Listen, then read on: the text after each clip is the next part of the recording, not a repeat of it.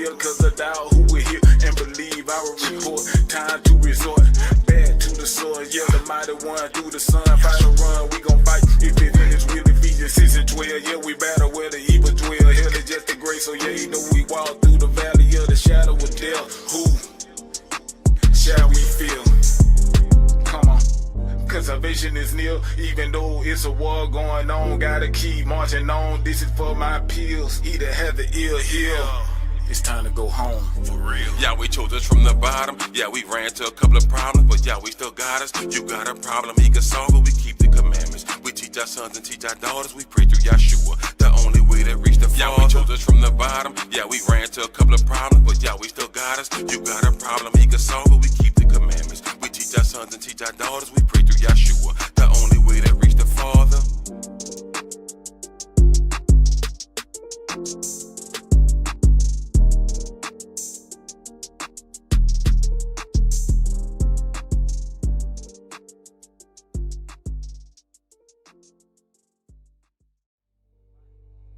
It's too late now.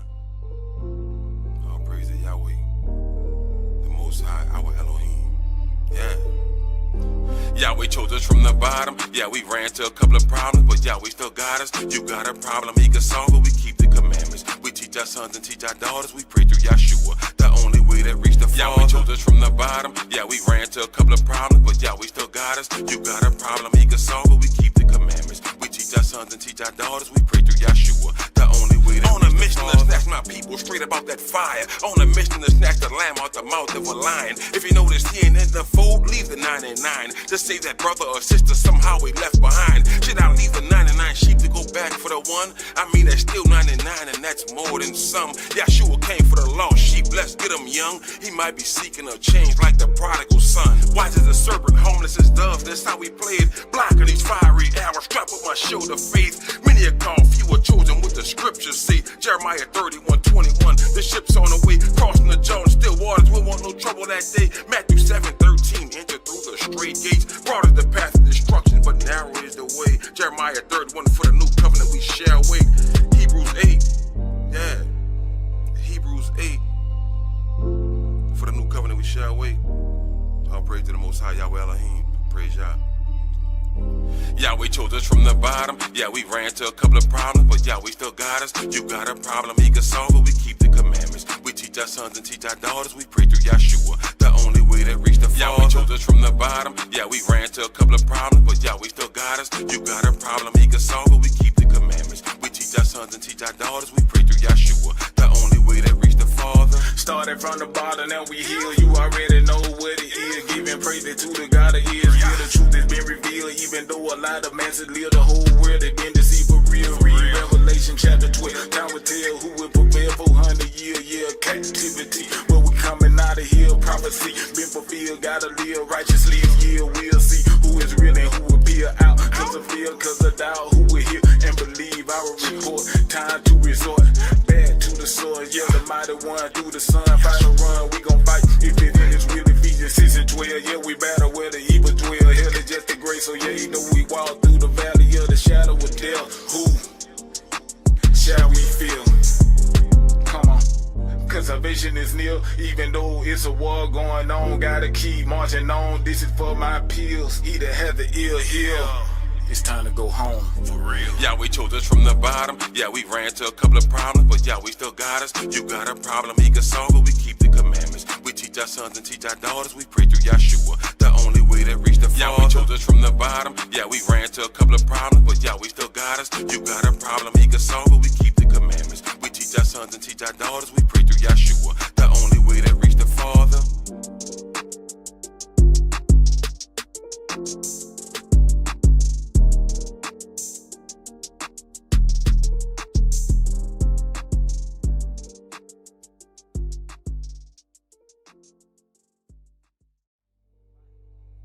It's too late now. All praise to Yahweh, the Most High, our Elohim. Yeah. Yahweh chose us from the bottom. Yeah, we ran to a couple of problems, but Yahweh still got us. You got a problem, he can solve it. We keep the commandments. We teach our sons and teach our daughters. We pray through Yahshua, the only way we done reached the Father. Yahweh chose us from the bottom. Yeah, we ran into a couple of problems, but Yahweh still got us. You got a problem, he can solve it. We keep the commandments. We teach our sons and teach our daughters. We pray through Yahshua. Shalom Facebook, Shalom YouTube. Welcome to our history class. Today we're in 2 Kings chapter 8. But before we get started, does anyone have any questions? I do. Back to prophecy class, we was talking about them 7 years. My mind ain't clicking on something, I'm trying to figure out like, I'm trying to figure out, my mind ain't, I guess I didn't get it with the destruction of America and the first 3 years. I'm trying to get a picture in my mind how that's going. Like God knows there's no time frame, but how to try to get a better idea of how that's gonna go. Because I know in the second 3.5 years we'll be in the wilderness, America gone. But the first 3.5 years of that 7 years, how does that play with destruction of America? With the Muslims? No, destruction of America. Oh. Well, we're looking at the 3.5 years of Great Tribulation as part of the second half of that final week. But prior to that, America will still be up. But it won't be in the form that it's in now, because it'll be going, what you see, what's going on now, it's not going to get worse. So the covenant made with Palestinians and the Edomites is not necessarily going to be broadcast.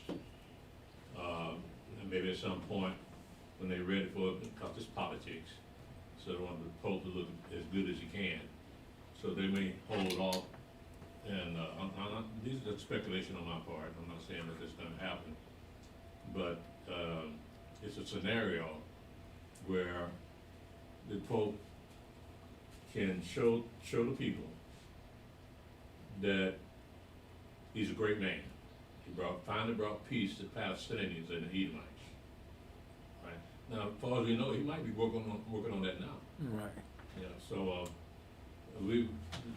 fire won't kick in until we get up out of here.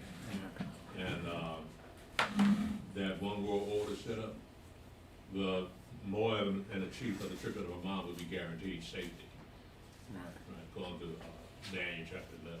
Okay, so like with let's say for instance, like with the war with Iran, if that war with Iran kicks up and the way they bumming, that puts the Palestinians in a little bit of threat. Could that cause them with the Pope to come in because of the situation with Iran to make that deal, you think? But was Iran part in all of that? I mean, I feel because they bumming, you know what I mean? So it might get to a point where they bumming so much of Israel, it doesn't, Palestinians like this our land too, you know what I mean? So we have to come together to protect our land, our interest in this land, you know what I'm saying? Yeah, but their days is number 2. Iran days number 2, so that's not Iran. Now, Iran is going to be part of the destruction of America, okay. along with Russia. America might bomb the hell out of Iran, but she already got her people over here. So it's just a matter of getting a green light. All of America's enemies are here. You got the Chinese here, and people from South America, all of them military age. So they're here for a purpose. So when the time comes, they're going to get the green light and they start blowing stuff up around here, catching everybody off guard. Now, again, if Trump bombs Iran right now, that would give them more a desire for payback. So now the iron's in the fire now with Iran, because they're not going to turn back until they get revenge. Yeah. So that first 3.5 years, in part during that time, could be destruction of America. Yeah, we're looking at what we're looking at now. Right. A lot of confusion in the earth, and you're really not getting the truth from the news. Right. So you got to hunt it down on the internet. Maybe somebody makes some sense. So for them to bring peace between Moab and Ammon, Esau controls the media. So if he don't want that broadcast, he ain't gonna let it be broadcast. Right. Okay. Okay, that makes sense. Because I know a lot of white Christians is looking for that. That's one of the signs they've been looking for a long time. Right. Yeah. Right. So I'm looking at a lot of things, a lot of irons in the fire, and Esau has inordinate control over America, control over this president, and so he's orchestrating all this. I'm thinking that not that the Pope is going to be he's going to say God, right? So that's even going to be more impressive to the people.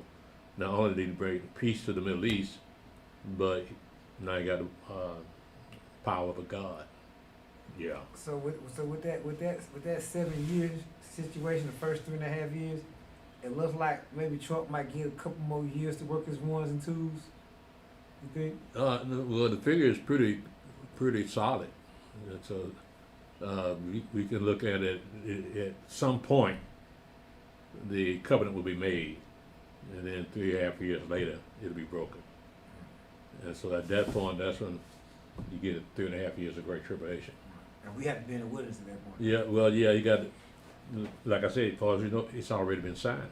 Peace treaty has been signed, and it's just the only thing lacking is a ceremony, so everybody can see that hey, the Palestinians and the Yiddish-speaking people are finally getting along. Yeah. I was trying to get them in my mind. Yeah, it's kind of murky about that first 3.5 years. What's going to really happen for him to want to break the covenant? Right. Because that will be the covenant that he made with Moab and Ammon and the Israelis. So what would that mean though when he breaks his covenant? Just in 3.5 years he breaks the covenant. What does that mean? That means that there is no more peace treaty between Moab and Ammon and Esau. It gotta be like some extra to that, like you know, like a third party to it, where it get like kind of like maybe attack both sides or something. Gotta be something little extra to it. You know what I'm saying? Who could it be? That's what I'm saying. The covenant got to be made, and it's just speculation when it's going to start and when it's going to stop. But we know when it's going to stop. That's when all hell breaks loose. When the covenant is broken. So, if the covenant is broken, then Moab and Ammon and Esau won't be at peace anymore. So, but that doesn't have anything to do with us. Yeah, because they're gonna be in the lands still fighting each other. But for us, they don't see us coming. All they know is somehow all them black people disappeared. But one of the reasons they're gonna think that is because all the power gonna be out by that time, and they won't be able to find us. Yeah. Yeah, that's good. That's good. That good? Yeah, that's about the best I can do, man. I got you, Until Yahweh show me something else. Yeah.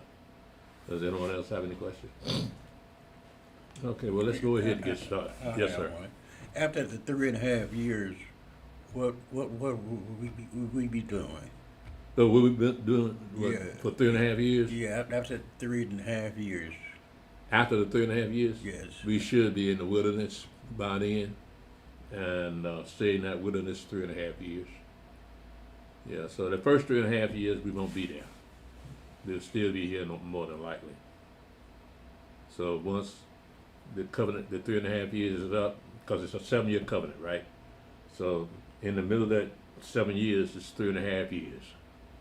So the first 3.5 years, they got the peace covenant going, but somehow the covenant gonna be broken, and then you're gonna have 3.5 years of great tribulation.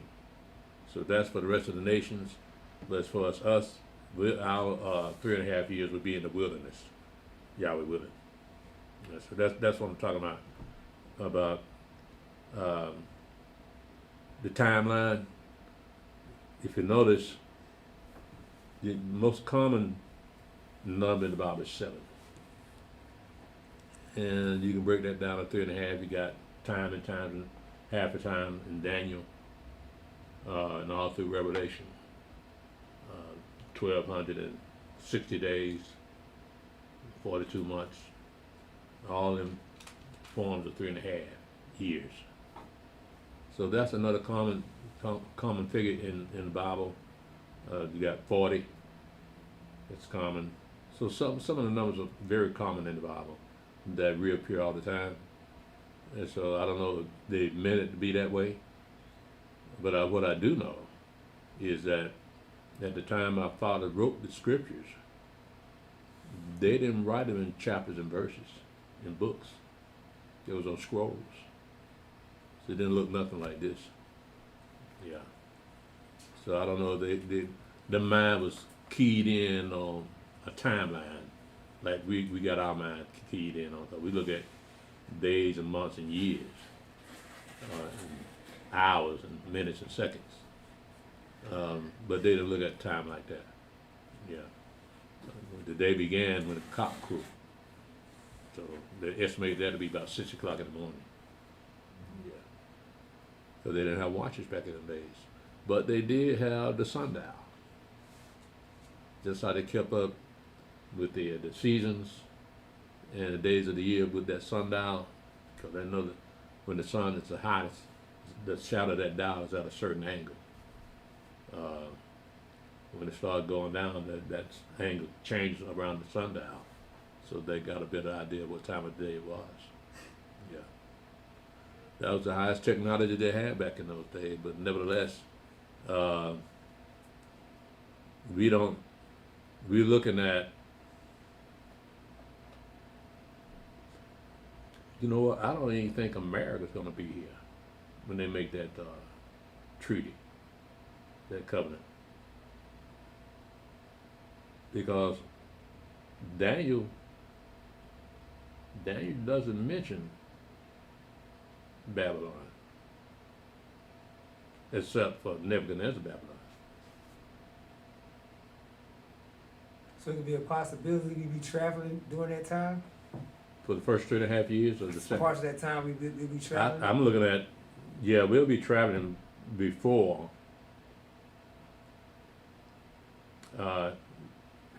he breaks that covenant. We should be on our way out of here. Yeah. Now, what's going to get us out of here? I don't know. Maybe war, a break out, we have civil war, and they have to install martial law. So there's some got to get us to get up out of here, right? So we already got the prophecies telling people you got to get out of America. So I think you got folks leaving now. But the ones that need to leave are black people. And they don't know. Some say they're not gonna leave. Crazy. Well, when you look at my TikTok account, you got some folk that check out our stuff, and I'll be talking about we got to leave America. They say, no, I'm not leaving. Yeah, it's my home. They said I was born here. America used to be the black man's land. You got a whole bunch of folk out there got crazy ideas. How come it ain't now? My partner called out, you heard this, this used to be Egypt. I just had to hang up on him. Like, don't call my phone or Hebrew, I want you to grab it, we hit it. I don't know. You think you know everything, then you never do Egypt. I'm like, man, get out of here with that nonsense, man. It's just like, it's just spreading, man. They have nothing else better to do with themselves. If they would read a book, maybe. They read the Bible at least. But how is this Egypt? I mean, where you get that? How could you fall for that? Like, well, our people falling for it, but you don't see the white people online talk about that. It's just our people. Like, they falling for it left and right. You know, it's crazy. Right. So, what I want to ask, so I can't remember exactly where it was written when they say peace, there shall be total destruction. So that's going to be along that line of the 3.5 years too, right? Mm-hmm. Okay. Yeah. So, I mean, we just got little hints here and there. We're trying to put those hints together. and put a timeline on it that we can understand. But Yahweh gonna do things when He want to do them. Yeah. And how He want to do them? Because, like I say, we got blocks of time with Daniel saying that He gives a figure of 1,290 days and 1,340 days or 50 days, something like that. So that goes a little bit beyond the 3.5 years. Right, so where you gonna get that extra time? At what point do you put that extra time in there? Right, so I took it to mean that that's how much time it's gonna take us to get up out of here. So we're looking at 40 to 60 million black people in this bad boy. And they all gotta get up out of here. Everybody gotta leave. So I'm looking at that's 3.5 months. And so that might be it. I'm not sure. But Daniel's prophecy is a little strange with all those different days. We got to 1,260. So we had to do something with the rest of those days. Those extra days over. Yeah. That it? That's it. Okay. All right then. Again, we are in. Did I get that for you, Elder? Yeah, you did it. Okay. We are in 2 Kings chapter 8.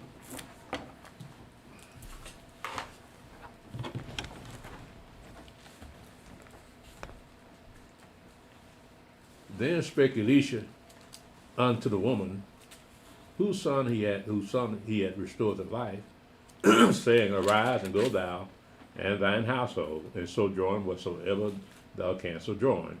For Yahweh hath called for a famine, and it shall also come upon the land 7 years. And the woman arose and did after the saying of the man of Elohim, and she went with her household, and sojourned in the land of the Philistines 7 years. Now we know there's always animosity between the Philistines and the children of Israel. But it wasn't to the point where Israelites couldn't dwell among the Philistines for some reason. And you look at, for instance, Moab. Well, we weren't supposed to mingle with them either, but Boaz married Ruth the Moabites. So it wasn't just continual hatred between the nations, like the book kind of makes us think that it are. There's always warfare between the Israelites and the Philistines, and everybody else is at war with one another at some point. But here we got a man, a woman going to dwell among the enemies of the children of Israel. So I guess it was all right. You look at, let's see here. Yeah, with Ruth, her and her husband, Naomi and her husband, her 2 boys, they went and dwelt in Moab. But only Ruth and Naomi came back. But they didn't seem to have an issue with Ruth. Boaz, he liked her right away. So one of the things where, again, continuous animosity. Say, for instance, you go and buy a house in a sundown town. You ain't gonna have no peace, right? Well, it wasn't like that here. It wasn't continual hatred. Yeah, you can move in and move out of your house. It's somebody else's land. Yeah. Let's continue. 2 Kings 8, verse 3. And it came to pass at the 7 years end that the woman returned out of the land of the Philistines, and she went forth to cry unto the king for her house and for her land. And the king talked with Gehazi, the servant of the man of Elohim, saying, Tell me, I pray thee, all the great things that Elisha have done. And it came to pass, as he was telling the king how he had restored a dead body to life, that behold, the woman whose son he had restored to life cried to the king for her house and for her land. And Gehazi said, My master, O king, this is the woman, and this is her son, whom Elisha restored to life. And when the king asked the woman, she told him. So the king appointed unto her a certain captain, a certain officer, saying, Restore all that was hers, and all the fruits of the field since the day that she left the land, even until now. Yeah. I wonder, at this point, is Gehazi a leper? 'Cause why would he be in front of the king if he's a leper at this point? You know, I think that Elisha put leprosy upon him. Yeah, that was in 2 Kings chapter 5. Let me see if that date's up there.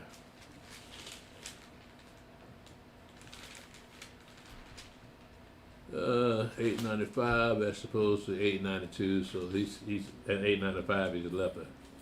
So 892 he's still a leper. So why would he be? Why would the king have a leper in front of him? You know what I'm saying? Well, Like, he's telling him about the prophet Elisha, okay. and so anybody would know about that. That would be Gehazi. Now I'm pretty sure he stayed away from him, stayed at arm's length, but he could still talk to him. Yeah.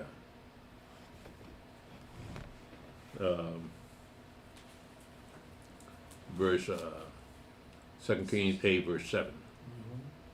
And Elisha came to Damascus, and Ben-Hadad, the king of Syria, was sick. And it was told him, saying, The man of Elohim is come hither. And the king said unto Hazael, Take a present in thine hand, and go, meet the man of Elohim, and inquire of Yahweh by him, saying, Shall I recover of this disease? Now this is the king of Syria. Check that out. Verse 10. And Elisha said unto him, Go, say unto him, Thou mayest certainly recover, albeit Yahweh hath showed me that he shall surely die. And he settled his countenance steadfastly until he was ashamed, and the man of Elohim wept. And Hazael said, Why weepeth my master? He answered, Because I know the evil that you will do unto the children of Israel. Their strongholds wilt thou set on fire, and their young men wilt thou slay with the sword, and wilt dash their children, and rip up their women with child. And Hazael said, But what is thy servant a dog, that he should do this great thing? And Elisha answered, Yahweh hath showed me that thou wilt be king over Syria. So he departed from Elisha, and came to his master, who said to him, What said Elisha to thee? And he answered, He told me that thou shouldst surely recover. And it came to pass on the morrow that he took a thick cloth, and dipped it in water, and spread it on his face, so that he died. And Hazael reigned in his stead.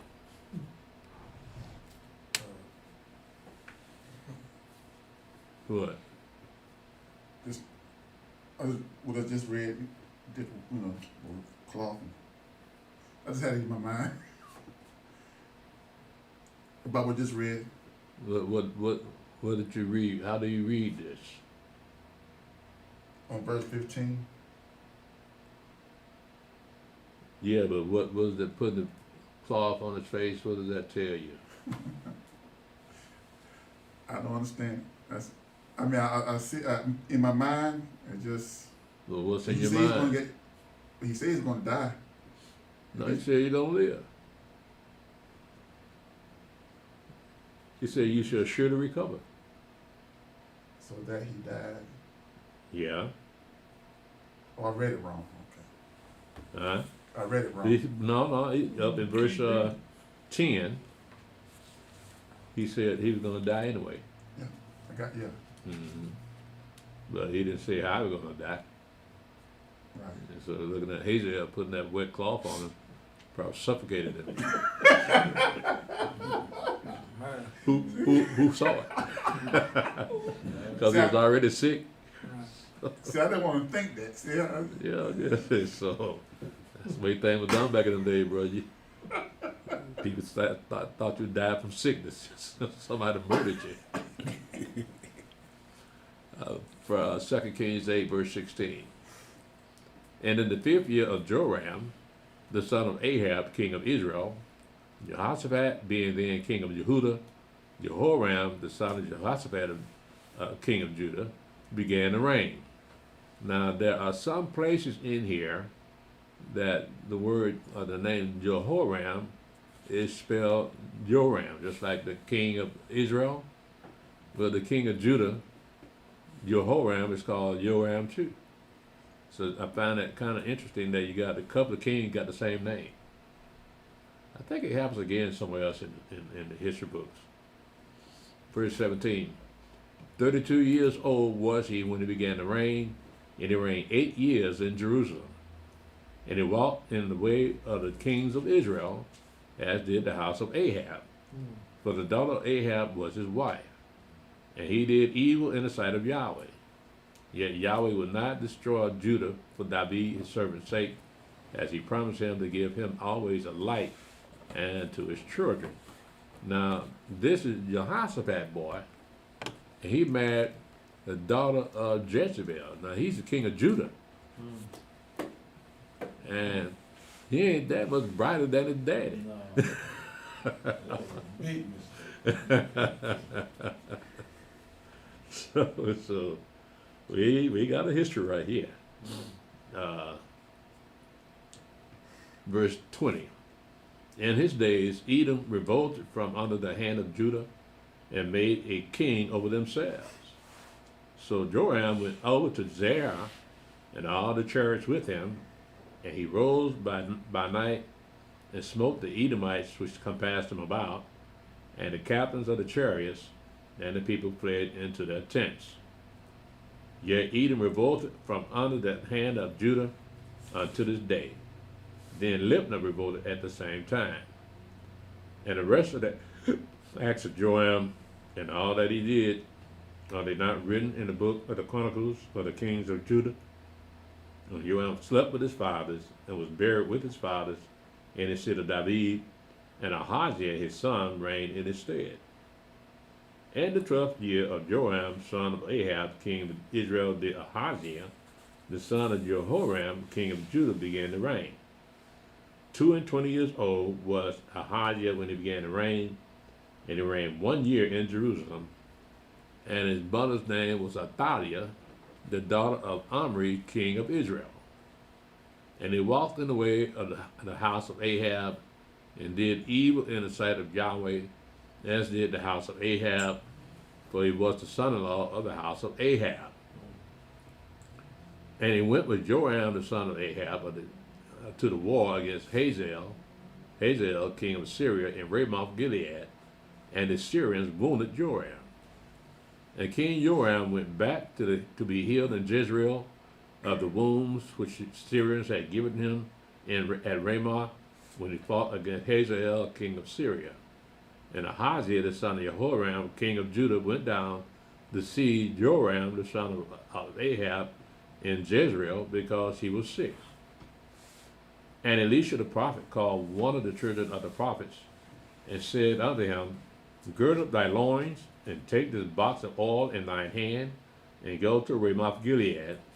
And when thou comest thither, look out there Jehu, the son of Jehoshaphat, the son of Nimshi, and go in and make him arise up from among his brethren, and carry him to an inner chamber. Then take the box of oil, and pour it on his head, and say, Thus saith Yahweh, I have anointed thee king over Israel. Then open the door, and flee, and tarry not. So the young man, even a young man the prophet, went to Ramoth Gilead. And when he came, behold, the captains of the host were sitting, and he said, I have an errand to thee, O captain. And Jehu said, Unto which of us, of all of us? And he said, To thee, O captain. And he arose and went into the house, and he poured the oil on his head, and said unto him, Thus saith Yahweh Elohim of Israel, I have anointed thee king over the people of Yahweh, even over Israel. And thou shalt smite the house of Ahab thy master, that I may avenge the blood of my servants the prophets, and the blood of all the servants of Yahweh, at the hand of Jezebel. For the whole house of Ahab shall perish And I will cut off from Ahab him that pisses against the wall, and him that is shut up and left in Israel. And I will make the house of Ahab like the house of Jeroboam the son of Nebat, and like the house of Baasha the son of Ahiah. And a dog shall eat Jezebel in the portion of Jezreel, and there shall be none to bury her. And he opened the door and fled. Then Jehu came forth to the servants of his master, and one said unto him, Is all well? Wherefore came this mad fellow to thee? And he said unto them, You know the man and his communication. And they said, It is false. Tell us now. And he said, Thus and thus spake he to me, saying, Thus saith Yahweh, I have anointed thee king over Israel. Then they hasted and took every man his garment and put it under him on the top of the stairs, and blew with trumpets, saying, Jehu is king. So Jehu the son of Jehoshaphat, the son of Nimshi, conspired against Joram. Now Joram had kept Ramoth Gilead, he and all Israel, because of Hazael, king of Syria. The king Joram was returned to be healed in Jezreel of the wounds which the Syrians had given him. When he fought with Hazael, king of Syria, and Jehu said, If it be your minds, then let none go forth, nor escape out of the city to go to tell it in Jezreel. So Jehu rode in a chariot and went to Jezreel, but Joram lay there, and Ahaziah, king of Jehudah, was come down to see Joram. And there stood a watchman on the tower of Jezreel, and he spied the company of Jehu as he came, and said, I see a company. And Joram said, Take a horseman and send to meet them, and let him say, Is it peace? So there went one on horseback to meet him, and said, Thus said the king, Is it peace? And Jehu said, What hast thou to do with peace? Turn thee behind me. And the watchman told, saying, The messenger came to them, but he cometh not again.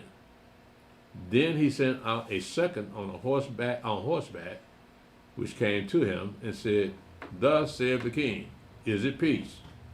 And Jehu answered, What hast thou to do with peace?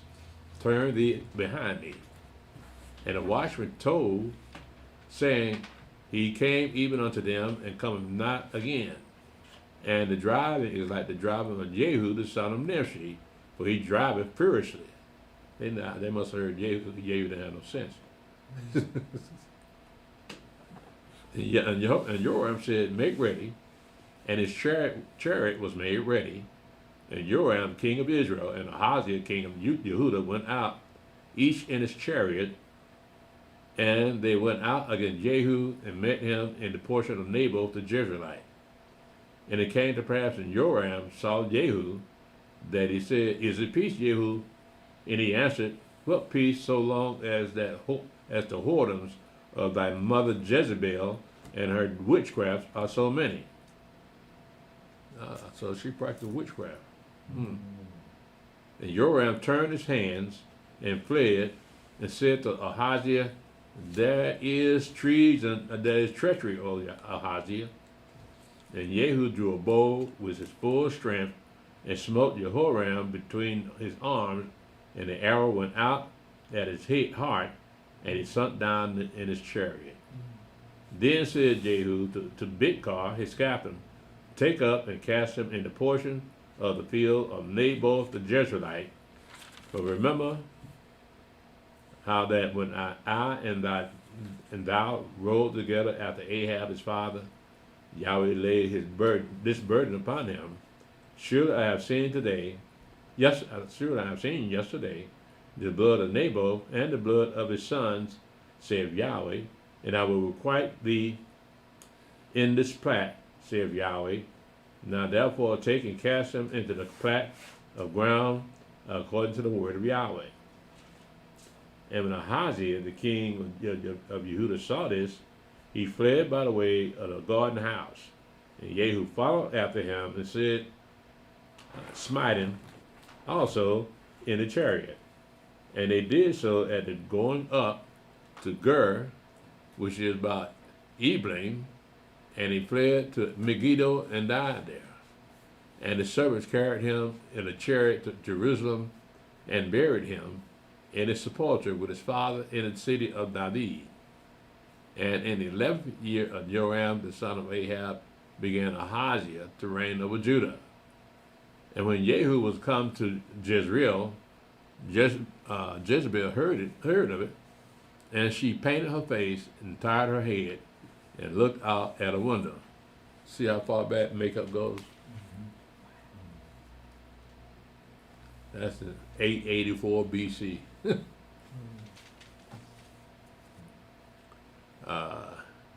Verse 31. And as Jehu entered in at the gate, she said, had Zimri peace, who slew his master? And he looked up, and he lifted up his face to the window and said, who is on my side? Who? And there looked out to him 2 or 3 eunuchs. And he said, throw her down. So they threw her down. And some of her blood was sprinkled on the wall and on the horses, and he trod her underfoot. And when he was come in, he did eat and drink, and said, go, see now this cursed woman, and bury her, for she is a king's daughter. And they went to bury her, but they found no more of her than the skull, and the feet, and the palms of her hands. Wherefore they came again and told him, and he said, this is the word of Yahweh, which he spake by his servant Elijah the Tishbite, saying, in a portion of Jezreel shall dogs eat the flesh of Jezebel, and the carcass of Jezebel shall be as dung upon the face of the earth, of the field, in a portion of Jezreel, so that they shall not say, this is Jezebel. I was going to say something about this particular passage. Life is kind of hard back in them days, but nevertheless, they had to go down there for Jezebel because of what she did to Naboth. And Ahab had 70 sons in Samaria, and Jehu wrote letters and sent to Samaria unto the rulers of Jezreel, to the elders, and to them brought up Ahab's children, saying, now as soon as this letter cometh to you, send your master's son with you, and there are with you chariots and horses, a fenced city also in armor. Look even out the best and meanest of your master's son, and set him on his father's throne, and fight for your master's house. And they were exceedingly afraid, and said, behold, 2 kings stood not before him, how then shall we be stand? And he that was over the house, and he that was over the city, the elders also, and the bringers up of the children, sent to Jehu, saying, we are thy servants, and will do all that thou shalt bid us. We will not make any king. Do thou that which is good in thine heart. Then he wrote a letter the second time to them, saying, if you be mine, and if you will hearken unto my voice, take ye the heads of the men, your master's sons, and come to me to Jezreel by tomorrow, this time. Now the king's sons, being 70 persons, were with the great men of the city, which brought them up. And it came to pass, when a letter came to them, that they took the king's sons and slew 70 persons, and put their heads in baskets, and sent them to Jezreel. Now, they raised these boys. The people in the city, they raised these boys. And how quick they turned on them. Chop their heads off. Well, it's a matter of self-preservation, because they knew what Jehu was doing out there. He already killed 2 kings, so now, I'm sorry, y'all got to go. So I'm sorry, you Ahab's son, but y'all was going to destroy your seed. Well, the same thing happened with not Ahab. Joab.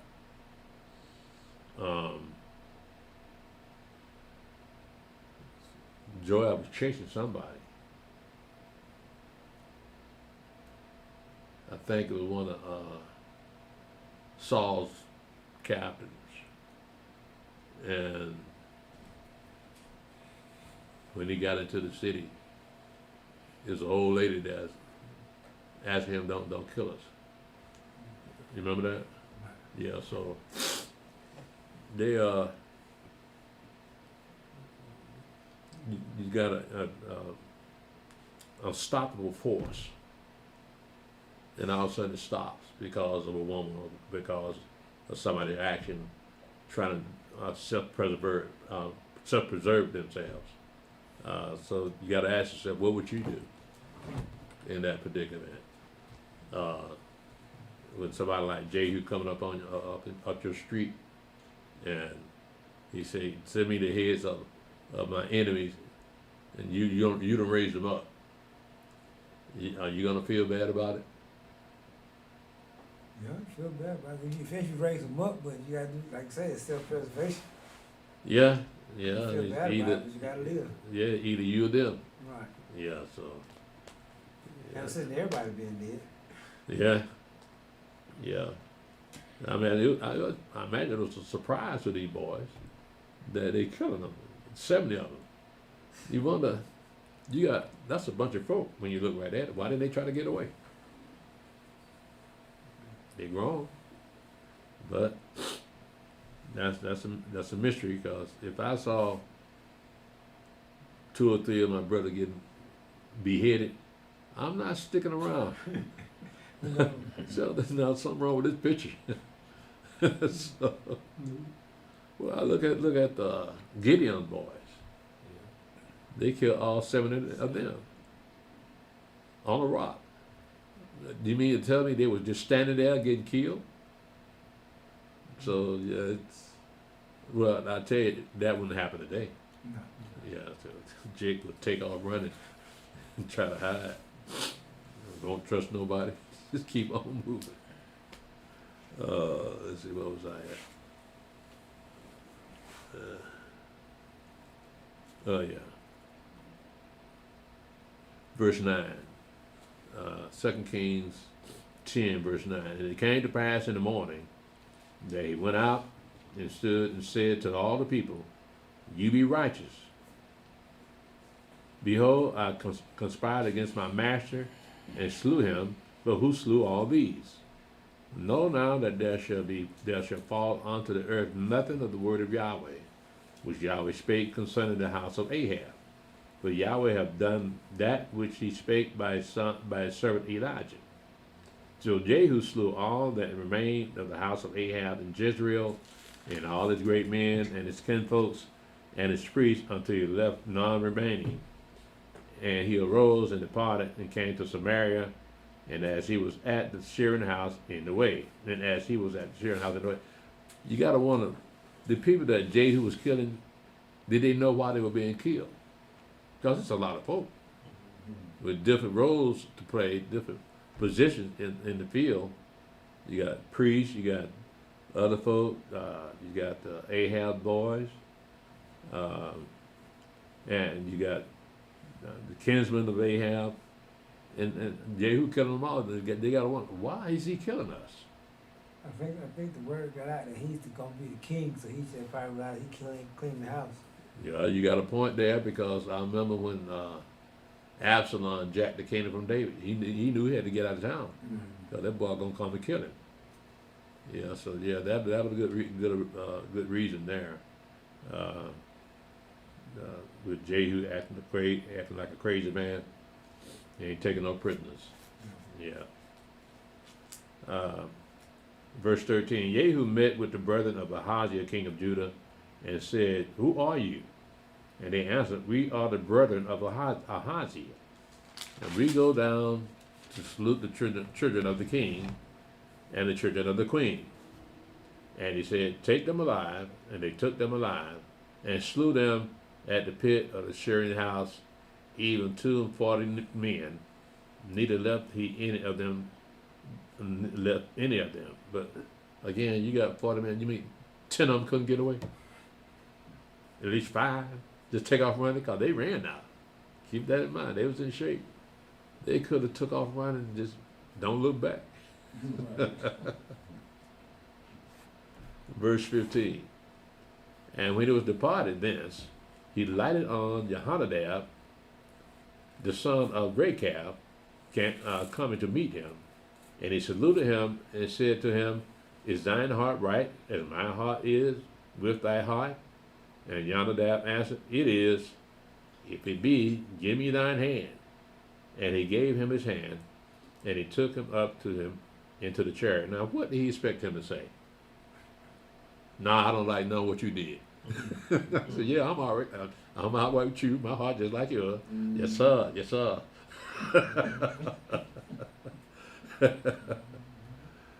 Verse 16. And he said, Come with me and see my zeal for Yahweh. So they made him ride in his chariot. And when he came to Samaria, he slew all that remained unto Ahab in Samaria, till he had destroyed him, according to the saying of Yahweh, which he spake to Elijah. And Jehu gathered all the people together, and said unto them, Ahab served Baal a little, but Jehu will serve him much. Now therefore call unto me all the prophets of Baal, all his servants, and all his priests, that none be wanting. But I have a great sacrifice to do to Baal. Whosoever shall be wanting, he shall not live. But Jehu did it in subtlety, to the intent that he might destroy the worshippers of Baal. And Jehu said, Proclaim a solemn assembly for Baal, and they proclaimed it. And Jehu sent through all Israel, and all the worshippers of Baal came, so that there was not a man left that came not. And they came unto the house of Baal, and the house of Baal was full from one end to another. And he said unto him that was over the vestry, Bring forth vestments for all the worshippers of Baal. And he brought them forth vestments. And Jehu went, and Jehonadab, the son of Rechab, into the house of Baal, and said unto the worshippers of Baal, Search and look that there be none that be here with you none of the servants of Yahweh, but the worshippers of Baal only. And when they went in to offer sacrifices and burnt offerings, Jehu appointed 80 men without, and said, If any of the men whom I have brought into your hands escape, he that letteth him go, his life shall be for the life of him. And it came to pass, as he had made an end of offering the burnt offering, that Jehu said to the guard and to the captains, Go in and slay them, let none come forth. And they smote them with the edge of the sword, and the guard and the captains cast them out, and went to the city of the house of Baal, and they brought him forth, and they brought forth the images out of the house of Baal, and burned them. And they break down the image of Baal, and break down the house of Baal, and made it a draught house unto this day. Thus Jehu destroyed Baal out of Israel. Howbeit, from the sins of Jeroboam the son of Nebat, who made Israel to sin, Jehu departed not from after them, to wit, the golden calves that were in Bethel, and that were in Dan. And Yahweh said unto Jehu, Because that thou hast done well in executing that which is right in mine eyes, and hast done unto the house of Ahab, according to all that was in mine heart, thy children of the 4th generation shall sit on the throne of Israel. But Jehu took no heed to walk in the law of Yahweh Elohim of Israel with all his heart, for he departed not from the sins of Jeroboam, which made Israel to sin. In those days Yahweh began to cut Israel short, and Hazael smote them in all the coasts of Israel, from Jordan eastward, in all the land of Gilead, the Gadites, the Reubenites, and the Manassites, from Aroer, which is by the river Arnon, even Gilead and Bashan. So you know where this is located, right? Look what it says here. In verse 32, it says, in those days Yahweh began to cut Israel short, and Hazael smote them to all the coasts of Israel, from Jordan eastward, all the land of Gilead, the Gadites and the Reubenites and the Manassites, the Aurora, which is by the river Arnon, even Gilead and Bashan. So,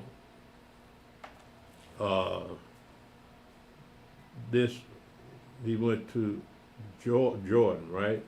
Yeah, that's the land that Moses had gave the three tribes. Yeah, the 2.5 tribes. 2.5 tribes. 2.5 tribes. That's it. 2.5 tribes. No, you got Reuben, Gad, And half the tribe of Manasseh. and half the tribe of Manasseh. Who else? I think it's one more. That was it. That's it? Just Reuben and Gad? Reuben, Gad, and half the tribe of Manasseh. Okay. All right.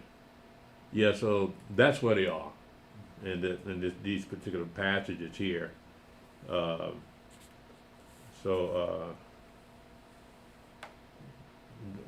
They're catching hell on that side. Yahweh gave them that land since they beat King of Bashan and Sihon, king of the Amorites. But it looks like they're losing it to Hazael. Yeah. Verse 34. Now the rest of the acts of Jehu and all that he did and all his might, are they not written in the book of the Chronicles of the Kings of Israel? And Jehu slept with his fathers, and they buried him in Samaria, and Jehoahaz, his son, reigned in his stead.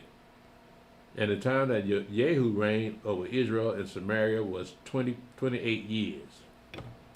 Now when Athaliah, the mother of Ahaziah, saw that her son was dead, she arose and destroyed all the seed royal. But Yehosheba, the daughter of King Joram, sister of Ahaziah, took Joash, the son of Ahaziah, and stole him from among the king's sons, which were slain, and they hid him, even him and his nurse, in the bedchamber from Athaliah, so that he was not slain. And he was with her, hid in the house of Yahweh 6 years, and Athaliah did reign over the land. Now, they didn't tell us how this woman reigned over Israel. Now, she made herself a queen. And, but I'm thinking that she's so angry about her son dying, but she's taking her anger out on the children of Israel. Right. Now, by right, Ahaziah's son should reign in his stead, but you see, he's just a baby, and so, and then his grandmother nutted up, killing all the royal seed. So he had other sons, but she killed them all off. I mean, I know grief is one thing, but you're grieving over the death of your son, but why are you killing off his children? So she must have lost her mind when she did that, and so everybody was scared of her. Verse 4, and the 7th year Jehoiada sent and fetched the rulers over hundreds with the captains and the guard, and brought them to him into the house of Yahweh, and made a covenant with them, and took an oath of them in the house of Yahweh, and showed them the king's son. And he commanded them, saying, this is the thing that you shall do. A third part of you that enter in on the Sabbath shall even be keepers of the watch of the king's house. And a third part shall be at the gate of Sur, and a third part at the gate behind the guards. So shall you keep the watch of the house, and that it be not broken down. And 2 parts of all you that go forth on the Sabbath, even they shall keep the watch of the house of Yahweh about the king. And you shall compass the king round about, every man with his weapon in his hand, and he that cometh within the ranges, let him be slain. and be you with the king as he goeth out and as he cometh in. I was trying to find out what that word ranges mean. I think it means, I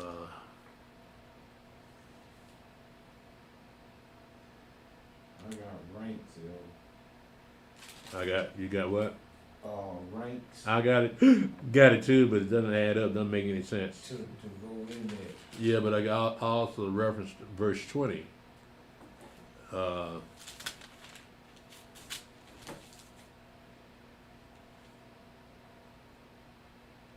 It said beside the king's house, so that's what the ranges are. Yeah, that's what the ranges beside the king's house. Okay. Yeah. Yeah. Well, again, these are translators' words, so you know we just don't talk like that no more. But yeah, the white folks knew they had to do something, so they came up with the Strong's Concordance. I mean, they got concordance in the back of your Bible, but not as thorough as that Strong's Concordance. Verse 17. And Jehoiada made a covenant between Yahweh and the king and the people that they should be the Yahweh's people between the king also and the people. And all the people of the land went into the house of Baal and break it down, his altars and his images break they in pieces thoroughly, and slew Mattan, the priest of Baal, before the altars, and the priest appointed officers over the house of Yahweh. So I mean, when you read the prophets, they complain all the time about Judah and Israel worshiping other gods. And so now we see them doing it here. They had to destroy all the house of Baal while they were in the land of Judah. Now we know about Jehu destroying the Baal worshippers in Israel, but now you got Baal worshippers in Judah too. Yeah. And he took the rulers over hundreds and the captains and the guard and all the people of the land, and they brought down the king from the house of Yahweh and came by the way of the gate of the guard to the king's house. And he sat on the throne of the kings. And all the people of the land rejoiced, and the city was quiet, and they slew Athaliah with the sword beside the king's house. 7 years old was Joash when he began to reign. 2 Kings 12 verse 1. In the 7th year of Jehu, Jehoash began to reign, and 40 years reigned he in Jerusalem, and his mother's name was Zibiah of Beersheba. And Jehoash did that which was right in the sight of Yahweh all his days, wherein Jehoiada the priest instructed him. But the high places were not taken away. The people still sacrificed and burnt incense in high places. And Jehoash said to the priests, all the money of the dedicated things that is brought into the house of Yahweh, even the money of every one that passeth the count, the money that every man is set at, and all the money that cometh into any man's heart, to bring into the house of Yahweh, let the priest take it to them, every man of his acquaintance, and let him repair the breaches of the house, wheresoever any breach shall be found. And it was so that in the 23rd year of King Jehoash, the priest had not repaired the breaches of the house. Then King Jehoash called for Jehoiada the priest and the other priests, and said unto them, why repair you not the breaches of the house? Now therefore receive no more money of your acquaintance, and deliver it for the breaches of the house. And the priest consented to receive no more money of the people, neither to repair the breaches of the house. But Jehoiada the priest took a chest and bored a hole in the lid of it, and set it beside the altar on the right side, as one cometh into the house of Yahweh. And the priest that kept that door put therein all the money that was brought into the house of Yahweh. I think that's a strange place to put that. the altar's supposed to be holy. And you got money in a basket right next to the holy altar. But what about the money they collected before they put that basket out there? Whatever happened to it? Because they had a whole bunch of money. They were supposed to repair the temple, and Gehazi asked him, "What y'all do with the money?" Line in somebody's pocket. You better believe it. Now Jehoiada, he's supposed to be a good priest, but apparently he can control his own men, so he had to put a basket outside the altar so people can drop money off into it. But yes, sometimes you have to read this thing very carefully to see, hey, these people ain't 100%. What, I mean, you in charge of the priest, why did you watch this? What happened to the money? Well, I imagine that King Jehoash was a little too young at the time, but if he had been an older man, he would have had him killed. Yeah. Let's continue. Verse 10. And it was so, when they saw that there was much money in the chest, that the king's scribe and the high priest came up, and they put up in bags and told the money that was found in the house of Yahweh. And they gave the money, being told, into the hands of them that did the work, that had the oversight of the house of Yahweh, and they laid it out to the carpenters and the builders that wrought upon the house of Yahweh, and to masons and the hewers of stone, and to buy timber and hew stone to repair breaches of the house of Yahweh, and all that was laid out for the house to repair it. Howbeit there were not made for the house of Yahweh bowls of silver, snuffers, basins, trumpets, any vessels of gold, all vessels of silver, of the money that was brought into the house of Yahweh. But they gave that to the workmen, and repaired therewith the house of Yahweh. Moreover, they reckoned not with the men into whose hand they delivered the money to be bestowed on workmen, for they dealt faithfully. The trespass money and the sin money was not brought into the house of Yahweh, it was the priests. Then Hazael, king of Syria, went up and fought against Gath, and took it. And Hazael set his face to go up to Jerusalem. And Jehoash, king of Yehudah, took all the hallowed things that Jehoshaphat and Jehoram and Ahaziah, his fathers, kings of Judah, had dedicated, and his own hallowed things, and all the gold that was found in the treasures, and the house of Yahweh, and in the king's house, and sent it to Hazael, king of Syria, and he went away from Jerusalem. He paid them off. Yeah, look at all the gold. Why are you coming up in here? Go on back home. And the rest of the acts of Joash and all that he did, are they not written in the book of the Chronicles of the kings of Judah? And the servants arose and made a conspiracy, and slew Joash in the house of Millo, which goeth down to Silla. For Josachar, the son of Shimeath, and Jehozabad, the son of Shalmer, his servant, smote him, and he died, and they buried him with his fathers in the city of David, and Amaziah, his son, reigned in his stead. Let's see, Jehoash, okay. Now that was the son of, that was the son of grandson of Athaliah. And so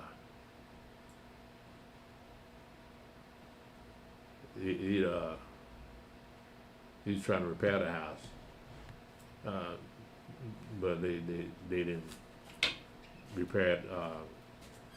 I don't know how long it took them for the prayer, but nevertheless, it finally got repaired. 2 Kings 13, verse 1. In the 23rd year of Joash, the son of Ahaziah, king of Judah, Jehoahaz, the son of Jehu, began to reign over Israel and Samaria, and reigned 17 years. And he did that which was right in the sight of Yahweh, and followed the sins of Jeroboam the son of Nebat, which made Israel to sin. He departed not therefrom. And the anger of Yahweh was kindled against Israel, and he delivered them into the hand of Hazael, king of Syria, and into the hand of Ben-Hadad, the son of Hazael, all their days. And Jehoahaz besought Yahweh, and Yahweh hearkened unto him, and for he saw the oppression of Israel, because the king of Syria oppressed them. And Yahweh gave Israel a savior, so that they went out from under the hand of the Syrians. And the children of Israel dwelt in their tents as before time. Nevertheless, they departed not from the sins of the house of Jeroboam, who made Israel sin, but walked therein. And there remained the grove also in Samaria. Neither did he lead the people to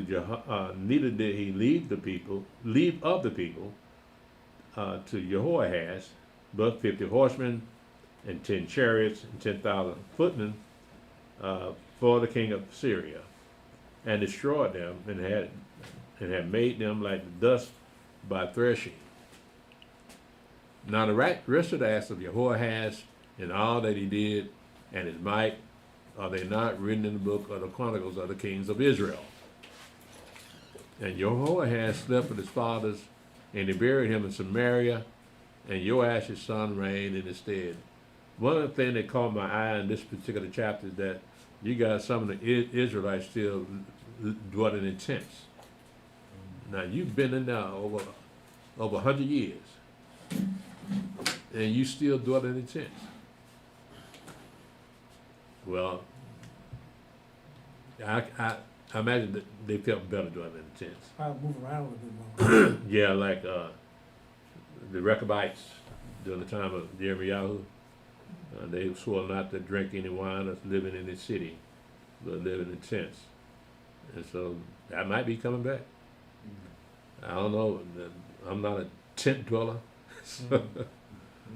But I see they were dwelling in tents long after they settled the land. So I can't imagine bringing up a family on a tent. But I'm pretty sure it ain't like these army tents we got today. I'm pretty sure it's big, massive tents that hold a whole lot of They people. got big tents now. In the army, in the military. I mean, they got big tents you can buy. Well, yeah, I mean, tents, they got tents by the side of this room. You have meetings in. They got Yeah. They got lights on the top. yeah, I've seen them, Yeah. but they don't dwell in them. They got tents with stoves. Yeah, no, I've seen them. Yeah, that was one year. I think there was in either Kuwait or somewhere in the Middle East. Somebody threw a hand grenade inside of one of them big tents. It was a brother. He was doing it for Allah.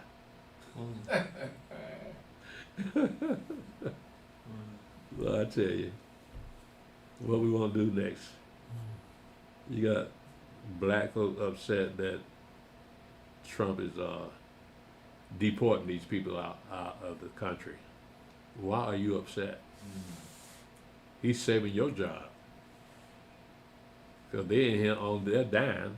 So that 14th Amendment, that was just meant for us, not them. But that's how the excuse they use to stay in the country, the 14th Amendment. And Jake think they should stay too. Them folk don't even like Jake. Yeah, but you wanna fight for it. Now, how do you explain to people like that? You can't explain that. You can't explain that. That has no explanation. So I imagine that they just use them as fodder because the Somalians don't like them, and the South Americans don't like them, but they want to get out in the street and protest. I saw a girl. Remember that the other day when they shot that girl in Minnesota? Yeah, because they're trying to run over that ICE agent. It's a little black girl painting a picture of that woman, a portrait of her, like she admired her. She was married to another woman. What is that to admire? but they're not getting any information. They're not. I'm pretty sure that little girl watches news every night, and so they figure that's probably how she do it. The reason she carries herself that way. And a lot of black people get their news from the media, so the media tell them to hate this and love that. So what are you gonna do? The TV is their brain. Do what? The TV is their brain. Uh-huh. Yeah. But the only reason we can see it is because of this. Yahweh opened up this book to us, and we see what they're doing here is wrong. But other people, white folks especially, see it's wrong too. So, I mean, they just using common sense. But the book is our common sense here. So it's no, you ain't supposed to be involved with that type of thing. That's them people. This is the white man's problem. Leave white men alone. Stay out their business. They used to tell us that all the time, but now all of a sudden we got something to say. We got to put our 2 cents in. Well, I believe this, and I believe that. You believe Trump a crook. How you know? You chop it up with him sometime? Did he call you up? Say, hey, what's up, dog? No, you just going by what the TV say. So, it's a crying shame, man, but then Yahweh gave us something extra with this, man, this year. Keep that kind of deception away from me. Yeah. So we see the game they playing, man, and we don't want to be part of it. Wish we could talk Jake out of it, but that's all, man. That's all they got to do. Let's see, what was I at now? Verse 8. Okay. Now the rest of the acts of Jehoahaz and all that he did and his might, are they not written in the book of the Chronicles of the Kings of Israel? And Jehoahaz slept with his fathers, and they buried him in Samaria, and Joash his son reigned in his stead. Now, is there such a thing as a book of Chronicles of the Kings of Israel and the Kings of Judah? They calling it that, but it's Chronicles. When I look at it, I just look at it as just Chronicles. What happened to them? I guess they put them together, not separate, but like they talk about just These are separate books. yeah. Yeah, these are not what we're reading here. First and Second Kings and First and Second Chronicles. These Chronicles of the Kings of Israel and the Chronicles of the Kings of Judah, those are separate books away from this. So you don't think they This is something else. Not talking about the same Chronicles? No, because it specifically says the books of the Chronicles of the Kings of Israel and the books of the Chronicles of the Kings of Judah. Those are not these books here. So we don't know what happened to them, but these are not the Chronicles of the Kings of Israel and Judah. Actually, this was written by the scribes, right? But First and Second Chronicles were written by the priests. This is not what they're referring to here. Verse 10. In the 37th year of Joash, king of Judah, began Jehoash, the son of Jehoahaz, to reign over Israel in Samaria, and reigned 16 years. And he did that which was evil in the sight of Yahweh. He departed not from all the sins of Jeroboam, the son of Nebat, who made Israel sin, but he walked therein.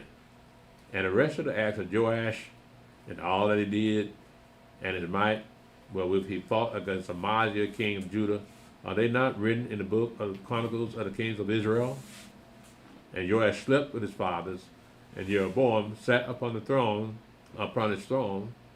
and Joash was buried in Samaria with the kings of Israel. Now Elisha was fallen sick of his sickness, whereof he died. And Joash, the king of Israel, came down unto him, and wept over his face, and said, O my father, the chariot of Israel, and the horsemen thereof. And Elisha said unto him, Take bow and arrows. And he took unto him bow and arrows. And he said to the king of Israel, Put thine hand upon the bow. And he put his hand upon it. And Elisha put his hands upon the king's hands. And he said, Open the window eastward. And he opened it.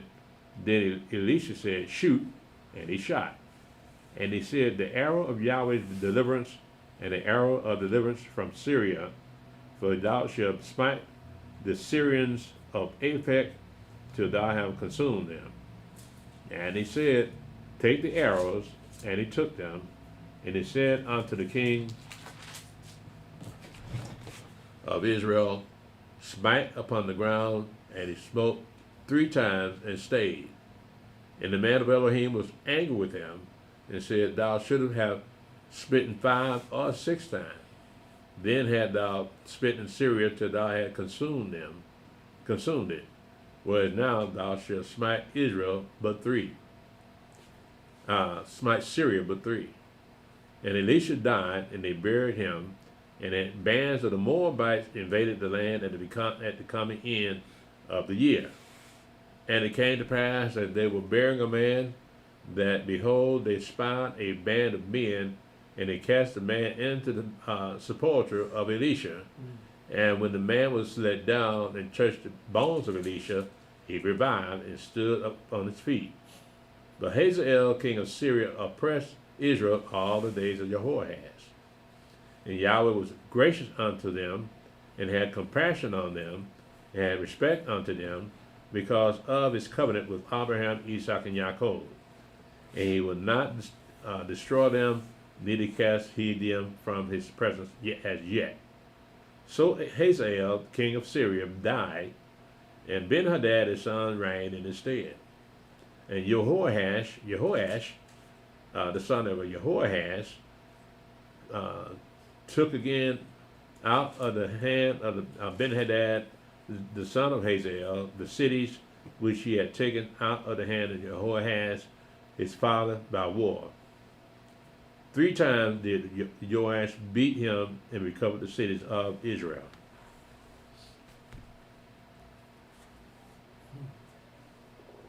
Let's see. Okay. Chapter 14, verse 1. In the 2nd year of Joash, son of Jehoahaz, king of Israel, reigned Amaziah, the son of Joash, king of Judah. So we got 2 Joashes here. He was 25 years old when he began to reign, and he reigned 29 years in Jerusalem, and his mother's name was Jehoadan of Jerusalem.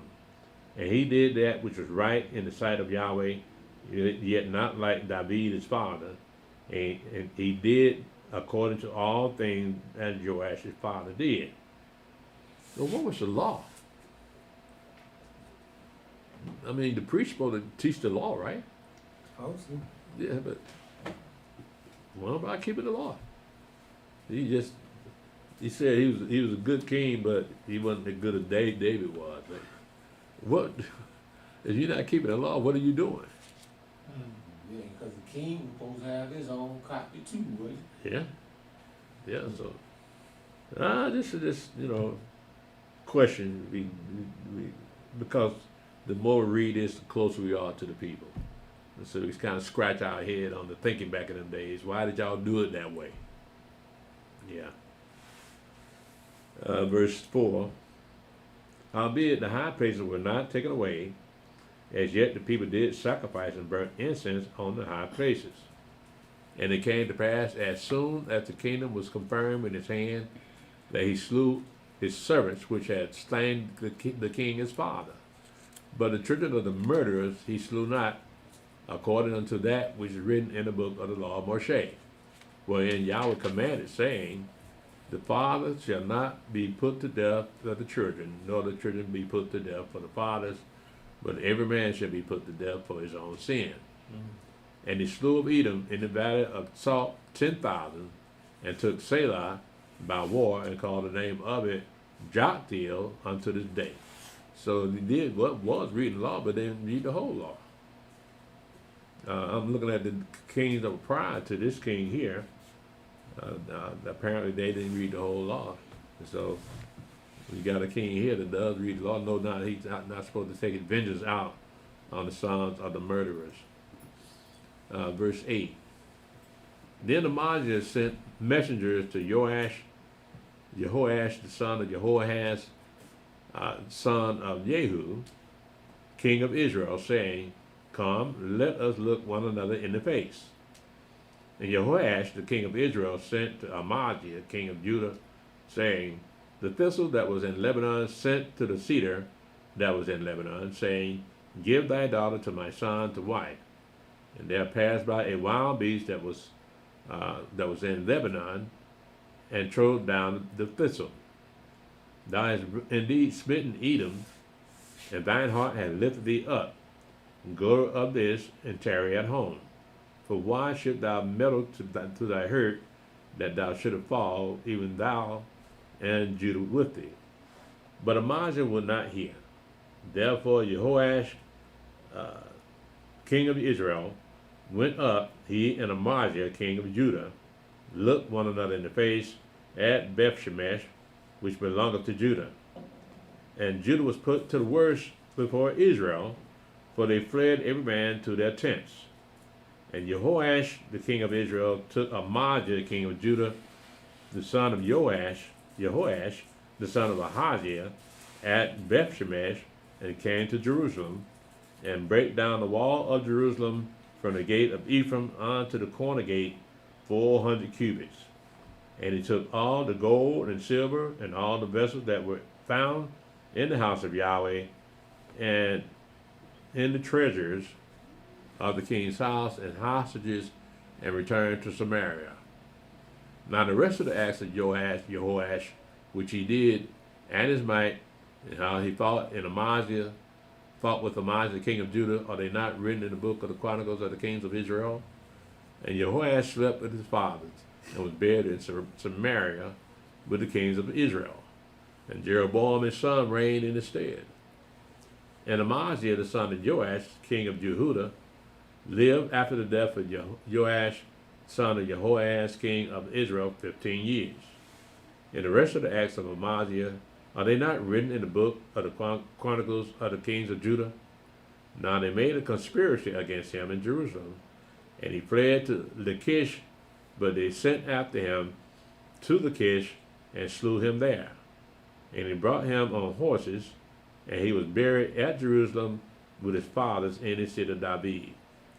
And all the people of Judah took Azariah, which was 16 years old, and made him king instead of his father Amaziah. He built Elath and restored it to Judah. After that, the king slept with his fathers. In the 15th year of Amaziah, the son of Joash, king of Judah, Jeroboam, the son of Joash, king of Israel, began to reign in Samaria, and reigned 41 years. And he did that which was evil in the sight of Yahweh. He departed not from all the sins of Jeroboam, the son of Nebat, who made Israel to sin.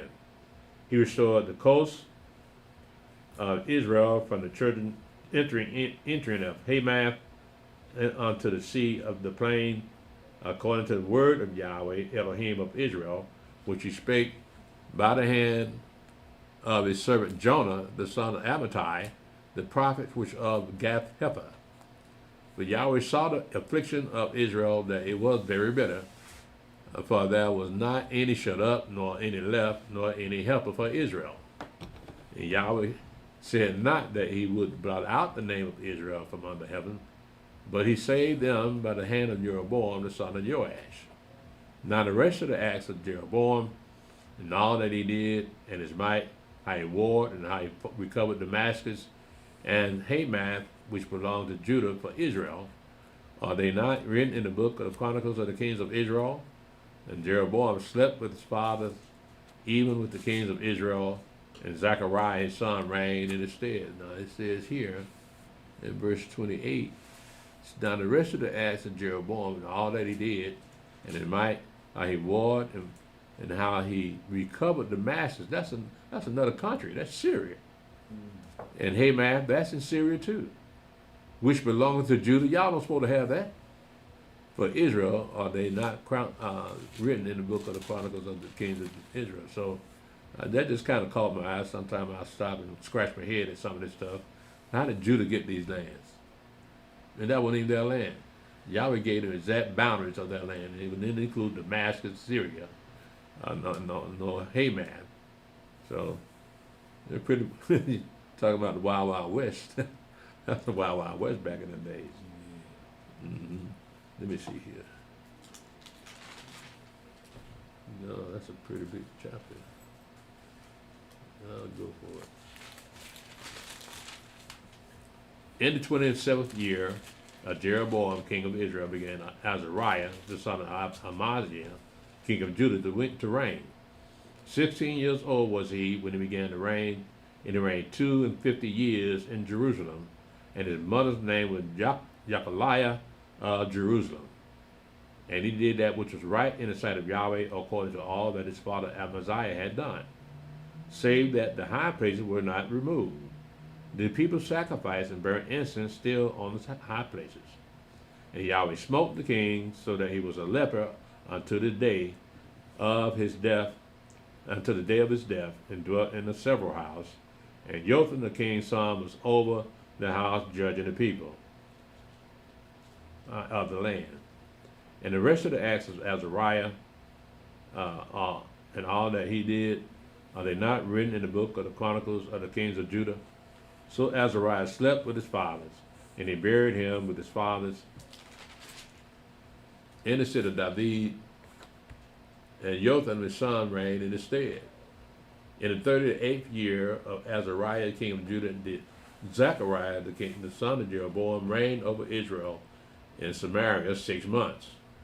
And he did that which was evil in the sight of Yahweh, as his father had done. He departed not from the sins of Jeroboam, the son of Nebat, who made Israel to sin. And Shalom, the son of Jabesh, conspired against him, and smote him before the people, and slew him, and reigned in his stead. And the rest of the acts of Zechariah, behold, they are written in the book of the Chronicles of the kings of Israel. This was the word of Yahweh which he spake unto Jehu, saying, Thy son shall sit on the throne of Israel unto the 4th generation. And so it came to pass. So that's why he had him killed, because he was the 4th generation. Verse 13. Shalom the son of Jabesh began to reign in the 39th year of Uzziah, king of Judah. And he reigned a full month in Samaria. For Menahem, the son of Gadi, went up from Tirzah, and came to Samaria, and smote Shalom, the son of Jabesh, in Samaria, and slew him, and reigned in his stead. And the rest of the acts of Shalom, and his conspiracy which he made, behold, they are written in the book of the Chronicles of the kings of Israel. Then Menahem smote Tipsah, and all that were therein, and the coast thereof from Tirzah, because they opened not to him. Therefore he smote it, and all the women therein that were with child he ripped up. In the 39th year of Azariah, king of Judah, began Menahem, the son of Gadi, to reign over Israel, and reigned 10 years in Samaria. And he did that which was evil in the sight of Yahweh.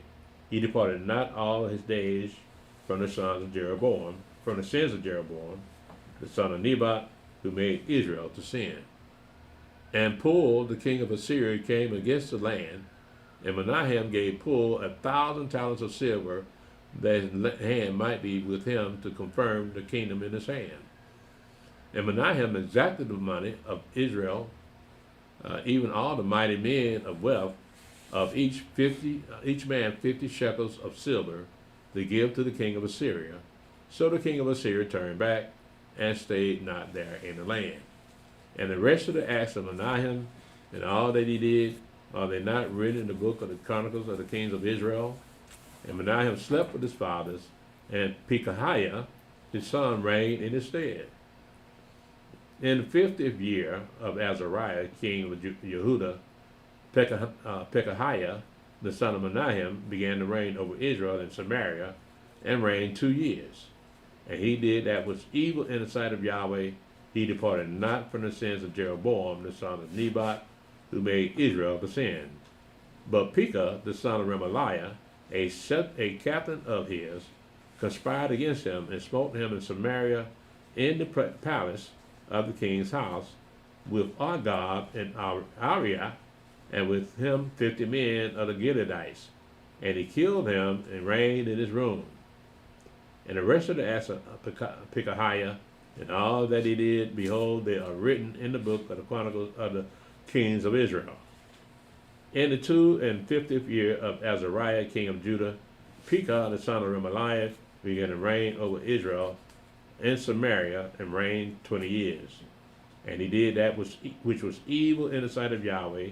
He departed not from the sins of Jeroboam, the son of Nebat, who made Israel to sin. In the days of Pekah, king of Israel, came Tiglath-Pileser, the king of Assyria, and took Ion and Abel Beth Maacah, and Yanoah and Kadesh and Hazor and Gilead and Galilee, all the land of Naphtali, and he carried them captive to Assyria. And Hoshea, the son of Elah, made a conspiracy against Pekah, the son of Remaliah, and smote him and slew him, and reigned in his stead in the 20th year of Jotham, the son of Uzziah. And the rest of the acts of Pekah, and all that he did, behold, they are written in the book of the Chronicles of the kings of Israel. In the 2nd year of Pekah, the son of Remaliah, king of Israel, began Jotham, the son of Uzziah, king of Judah, to reign. 25 years old was he when he began to reign, and he reigned 16 years in Jerusalem, and his mother's name was Jerusha, the daughter of Zadok. And he did that which was right in the sight of Yahweh. He did according to all that his father Uzziah had done, albeit the high places were not removed. And the people sacrificed and burned incense still in the high places. He built the higher gate of the house of Yahweh.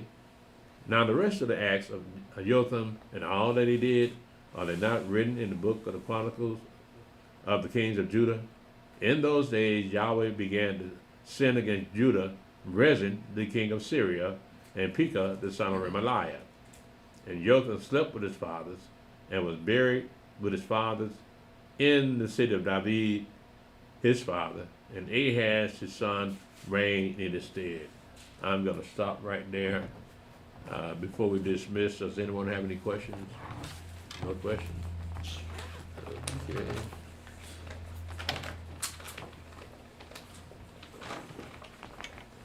All right.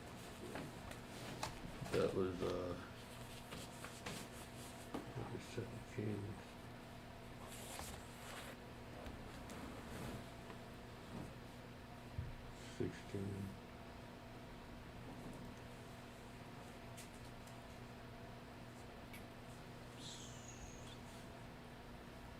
All right, let's see,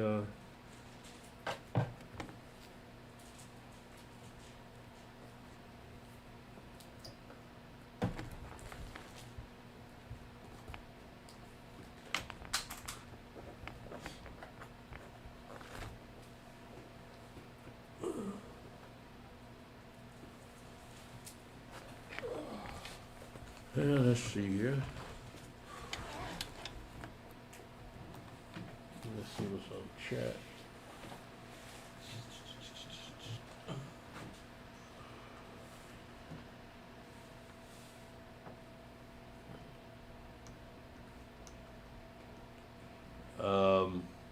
I got Brother Hodiah on Facebook at the top. Shalom, Brother Hodiah. Shalom, Brother Alahayim, Sister Malaka. Shalom, Kevin Birch. Shalom, Brother Abraham. Shalom, Elder Tobiah. Shalom, Sister Rachel by Israel. Shalom, Brother McAnderson. Shalom, Morning Crisp. Shalom, Terry Outlaw. Shalom, Neil Papi.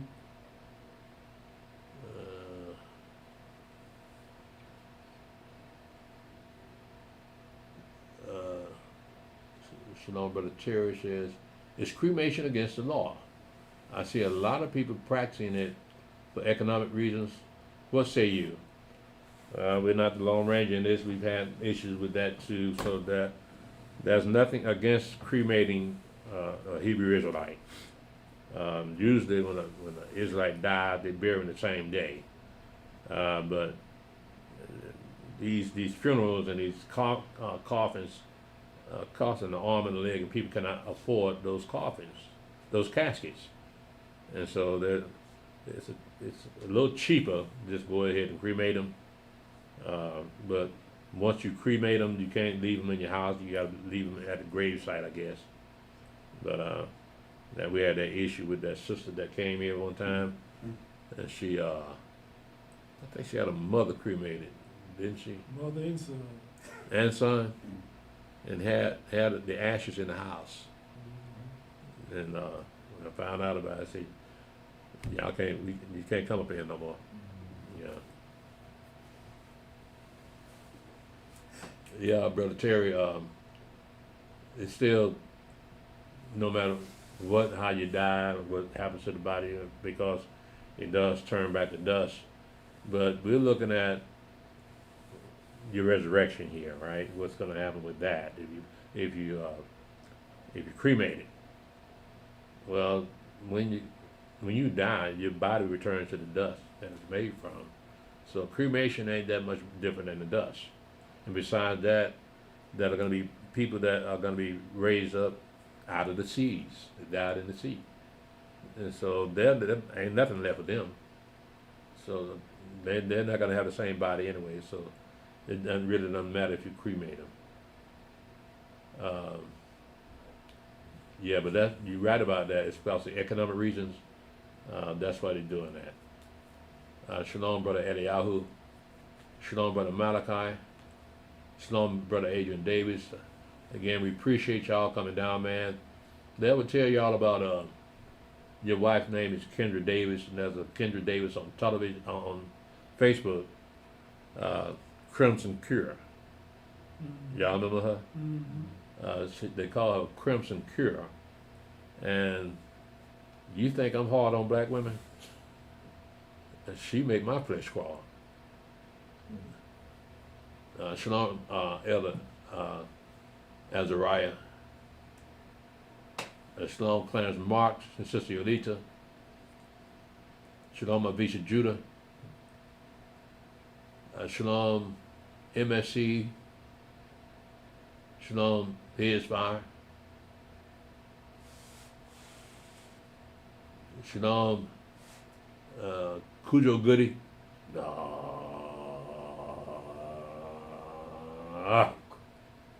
Shalom, Melinda Curry. Shalom, Racine Thompson. I haven't seen that name since elementary school.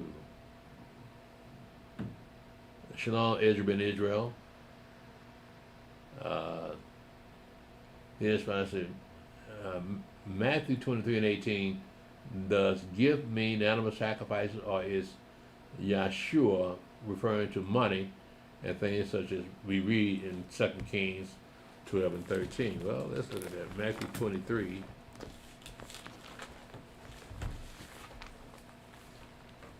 Let's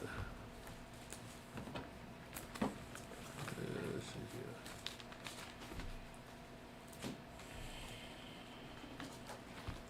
In 13, it says, "But woe unto you, scribes, Pharisees and hypocrites, for you shut up the kingdom of heaven against men, for you need to." That ain't what you're talking about there, though. Oh, I'm looking at the wrong one. I'm looking at the wrong one. Somehow. Matthew 23:18. It says, "And whosoever shall swear by the altar, it is nothing. But whosoever shall swear by the gift that is upon it, he is guilty." Now, it's talking about animal sacrifices here. Because look at the sentence itself. It says, whoever shall swear by the altar. What does the altar do? It holds the animal sacrifices. So whosoever shall swear by the altar, it is nothing. But whosoever shall swear by the gift, the animal sacrifice that is upon it, he is guilty. He's bound by it. You fools and blind, for whether is greater, the gift or the sacrifice, or the altar that sanctifies the sacrifice. So you have to continue on reading the rest of that. Whosoever therefore shall swear by the altar, swear by it, and by all things thereon. And whoso shall swear by the temple, swear by it, and by him that dwelleth therein. And he that shall swear by heaven, swear by the throne of Elohim, and by him that sitteth thereon. But again, that word gift, it still means animal sacrifices. But you mentioned, 2 Kings 12 and 13, though. Okay, let's see here.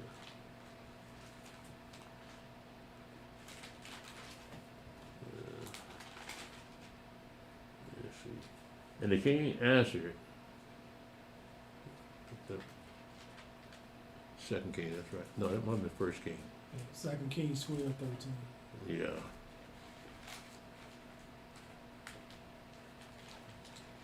All right, let's see here, 12 and 13. Howbeit, there were not made for the house of Yahweh bowls of silver, snuffers, basins, trumpets, any vessels of gold, vessels of silver, of the money that was brought into the house of Yahweh. Is that what he said that? 2 Kings 12 and 13?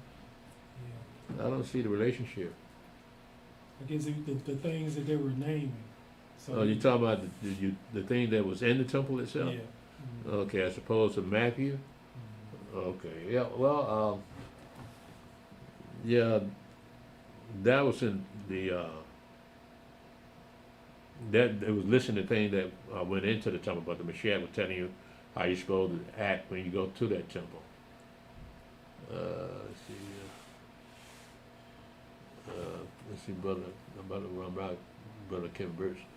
Shalom to the elder and brothers. Elder, I have a question about 2 Kings chapter 13. Verse 14. Is his son talking to his dead father, a family spirit? 2 Kings 13 and 14. Now Elisha was fallen sick of a sickness whereof he died. And Joash, the king of Israel, came down unto him and wept over his face and said, "Oh, my father, the chariot of Israel, and the horsemen thereof." It's not really his father. It's just a term of endearment. It's showing him respect that he loved him as he loved a father. Now, if you go back to 2 Kings chapter 2, you're going to see the same thing.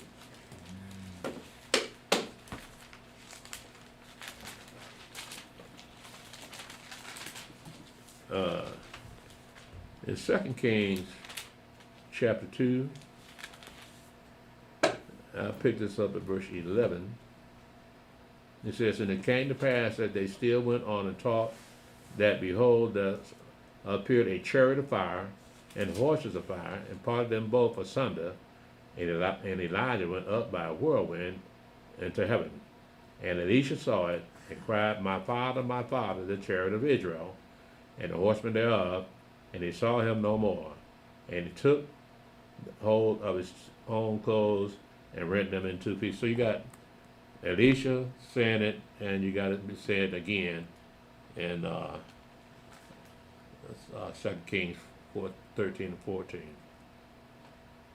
All right, so it's just terms of endearment, that's all. Elder, did that spirit ever, I guess it's not written, that spirit that was on Elisha? Because like I said, they put the man down in the grave and they just touched his bones and the brother came back alive. Yeah, I meant to comment about that. That's that's a very powerful spirit that brother had on him. That residue of it stayed on him even though we were dead. Right. And so that through a dead body now, and it affected them that much, they sprang back to life. So you got to wonder about that double portion of that Elijah's spirit. That was a very, very powerful portion, double portion. But I think I would have kept him around. the dude that No, the bones. the bones. Take 'em See, brother. that's why our father got in trouble, man. Having them bones, worshiping them bones, man. So that's why we here now.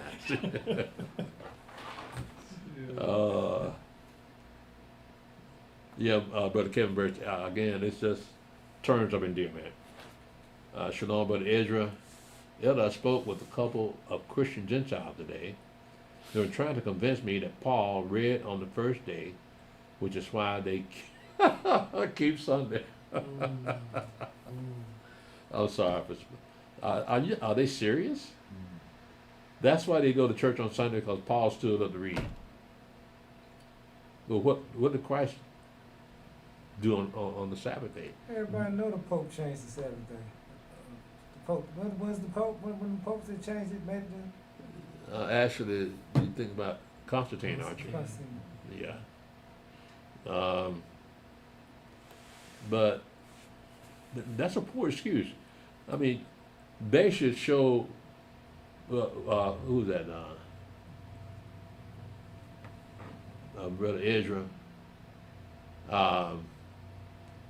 I know you probably didn't have time, but you could have showed them where Paul kept the Sabbath day holy in Acts chapter 13, in Acts chapter 16, Acts chapter 17, and then Acts chapter 18. So what they're going to do, because you're going to take one verse and justify breaking Yahweh's law. So who are you going to follow? Paul of the Messiah, right? Well, Paul didn't die for your sins. It seemed to me they would look at what the Messiah did. Yeah. Yeah, I'm sorry to see that, Brother Ezra. Shalom, Brother Alahayim. Shalom, Brother Obi. Shalom, Rashim. My mother's was cremated, and we keep her ashes in necklaces and her urn. What's the significance of keeping ashes? I don't know. I never had the experience. But with us, the Church of Israel, it is still a dead body, and we're not supposed to be around a dead body and remain a holy people. So, best thing to do with those ashes is put it in a graveyard somewhere. Don't put it on your property, because that's what that sister did when I told her you're not getting the ashes out of the house. She put it in her backyard.